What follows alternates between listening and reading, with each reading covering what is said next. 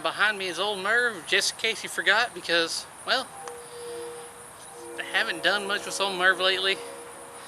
Between the weather, the heat, and just the fact I lost a little bit of motivation to work on it, I had to take a break from it. And finding parts. Well, back to it. And guess what? Finally found a drive shaft. All aluminum. It's a little big, but that's okay, because once I figure out what rear end I'm going to use and if I'm going to change the ride height, then I can measure this and actually cut it down to length. So I did go out and buy one longer than what I needed, just because I knew, cut it down. This way it'll give me plenty of play. And this thing is stupid light, so this will do the trick. I only paid 40 bucks for it, which is not bad. Now, the thing to do is to get it ready, basically for the rear end. I'm going to try to get everything to where I can so I can stick the rear end in and go finally. Now, depending on what I do with the rear end, don't think I'm going to use this one. I'm not going to use that second gen rear end. I'm going to try to find one already built and ready for this. It's kind of proving difficult.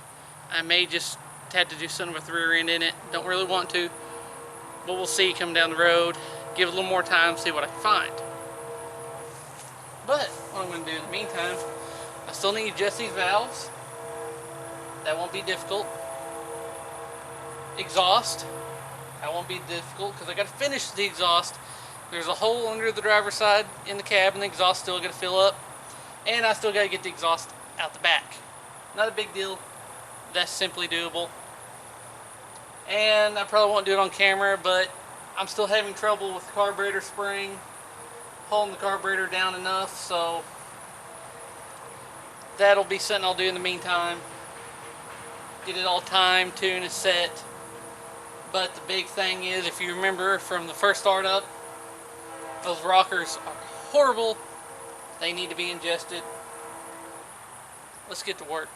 Now I am going to start here on the driver's side.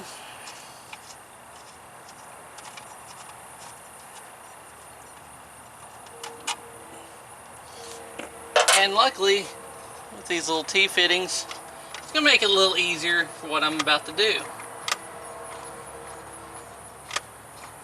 As long as those little studs stay in place. Now this isn't going to be perfect, but you know what? I think it'll help a little bit keep some of the oil in place. Obviously not a lot.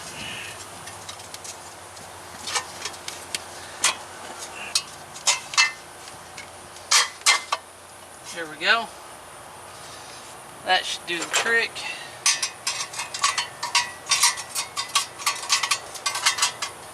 Then I'll just set these on here, snug them down.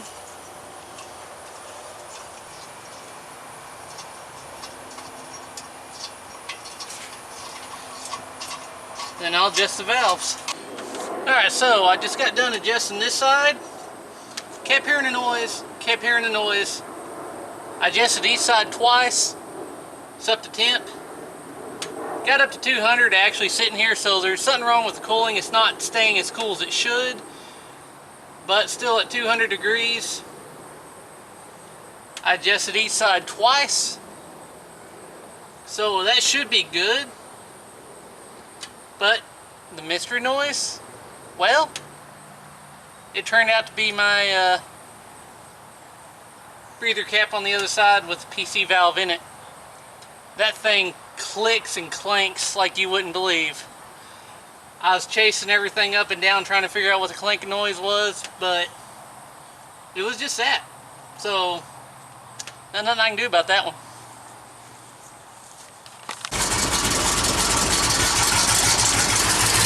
There's the exhaust leak down there. And you hear that little noise?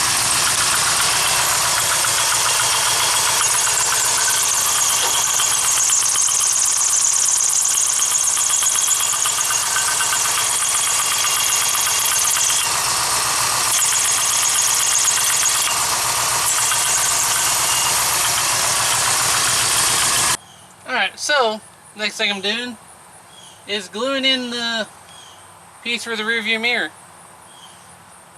Now, I said before, I'll say it again, I'm not perfect at anything. I obviously talked before that, like the rear end in the work truck. Rear ends are kind of the pain in my existence. It takes me forever to set them up and get them right. I can do it, but it's a pain. The other thing that's a pain in my existence is rear view mirrors. I have absolutely almost no luck with rear view mirrors, and I'm not kidding. Sometimes I'll go through 5 or 6 different glues and stuff until I get one to stick. And I'll even go as far as to lightly sand the windshield and this rearview mirror metal backing with like 400 grit to get a little bit of something to grab onto. And sometimes I still go through quite a bit of kits to get one to finally stick. Now that I got the valves adjusted, figure out the noise, I still got to get this thing idle right and shut off right, set the timing, tune it. But the carburetor springs are the problem right now with trying to get it idled just right and tuned, because it'll idle too high or too low. But I'll get that figured out. But right now, I'm going to go to the exhaust. Alright, ignore the jack. It's just there to give me a little bit of extra room to work under there. But you can see a little tailpipe sticking out. It took more pipe than what I expected. As you can see, straight shot, and we're here.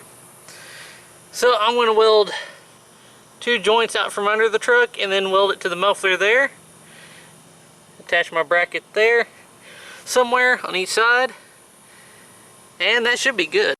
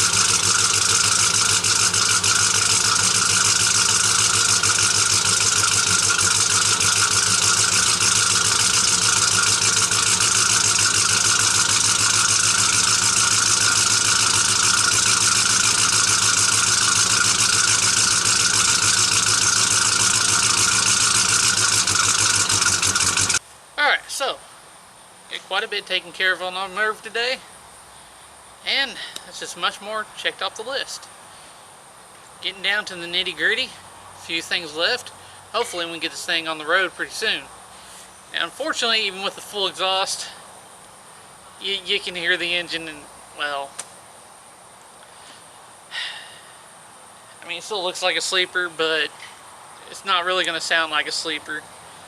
So you're really going to probably have to come up on people with it shut off at a parking lot somewhere, or at the drag strip. Just make sure you're there and no one hears you pull it off trailer or drive it in. So, but going down the road, driving it, you're definitely going to tell that it's probably doesn't have the V6 anymore. I tried those mufflers, those accelerator AP Walker mufflers. I was told they were pretty quiet. I guess it could be a lot louder, but didn't quiet it down where I want to. But hey, they're on there now, and I'm not changing them. So there it is, getting closer to the end of this thing. Hope you enjoyed this episode. As always, thanks for watching.